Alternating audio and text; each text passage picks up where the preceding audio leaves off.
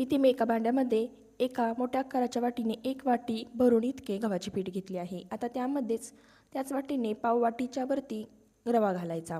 आता यामध्येच अर्धा चमचा काळे तीळ, अर्धा चमचा जिरे, अर्धा चमचा ओवा हातावर अशा प्रकारे चोळून घालायचा।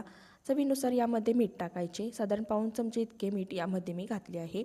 आता यामध्येच 2 चमचे साजूक तूप घालायचे आणि हाताने व्यवस्थित चोळून हे सर्व साहित्य चांगले एकजीव असे करून घ्यायचे आहे। तर संपूर्ण पिठाला घातलेले तूप व्यवस्थित लागेल अशा प्रकारे आपल्याला ते हाताने व्यवस्थित चोळून मिक्स करून घ्यायचे आहे आणि अशा प्रकारे या पिठाचा मुटका व्हायला हवा इतपत आपल्याला हे चांगले व्यवस्थित मिक्स करत राहायचे आहे। आता या पिठामध्ये थोडे थोडे पाणी ओतत आपल्याला याचा घट्टसर असा गोळा मळून घ्यायचा आहे। ज्याप्रमाणे आपण पुरीची कणिक मळून घेतो अगदी तशाच पद्धतीने ते आपल्याला हे पीठ देखील व्यवस्थित घट्टसर मळून घ्यायचे आहे। यामध्ये आपण रवा घातलेला आहे तो व्यवस्थित भिजायला हवा इतपत आपल्याला हे पीठ मळून सैलसर करून घ्यायचे आहे। तर अशा प्रकारे इथे मी हे पीठ व्यवस्थित मळून घेतले आहे। आता यावर झाकण ठेवून साधारण 25 मिनिटासाठी ते आपल्याला तसेच बाजूला ठेवून द्यायचे आहे। तोपर्यंत इथे आपण मसाल्याचे एक वाटण बनवून घेणार आहोत।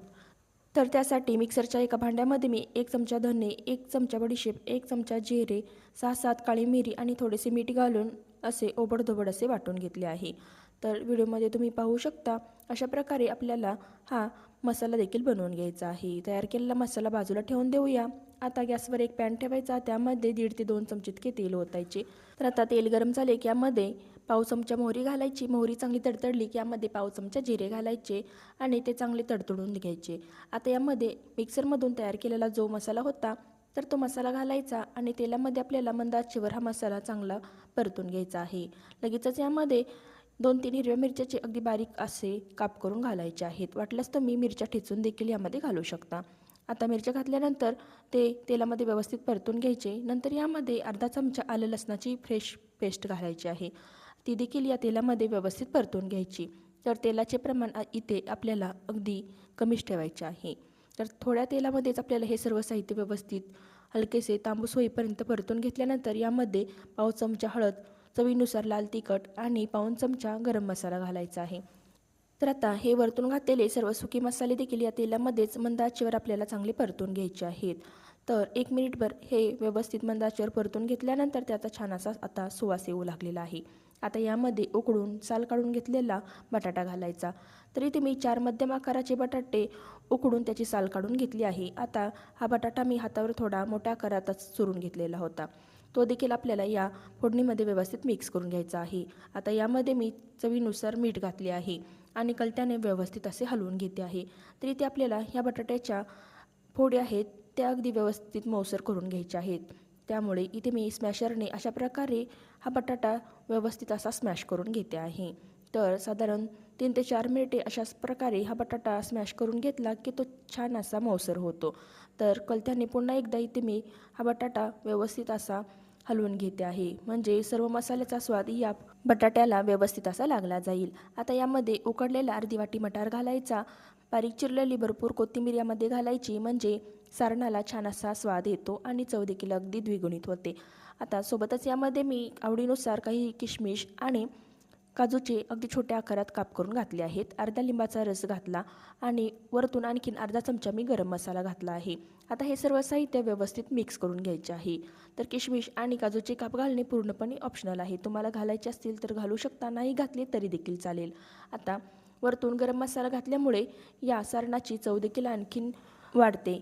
आता इथे आपले हे सारण देखील तयार झालेले आहे।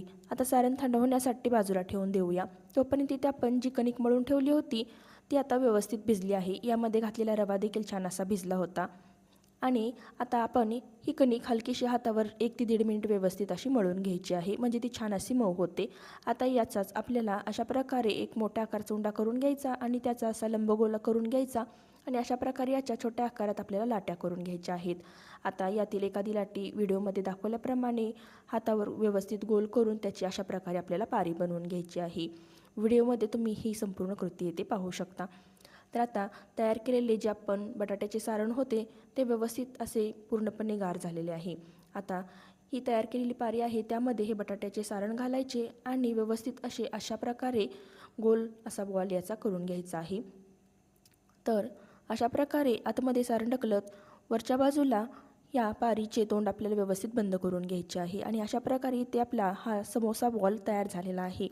तर पहा, अगदी गोल गरगरीत असे अशाच प्रकारचे आपल्याला या छोट्या छोट्या लाट्यांचे हे सारण घालून बॉल बनवून घ्यायचे आहेत।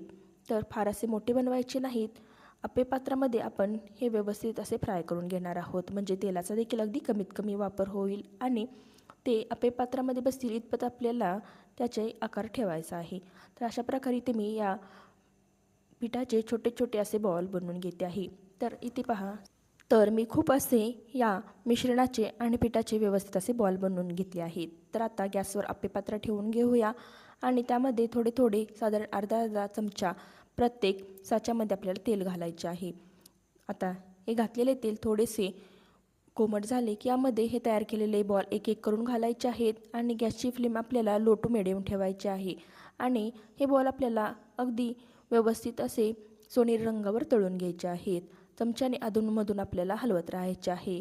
तर इथे आपल्याला हे सर्व बॉल तळून घेण्यासाठी थोडा जास्तीचा वेळ लागतो।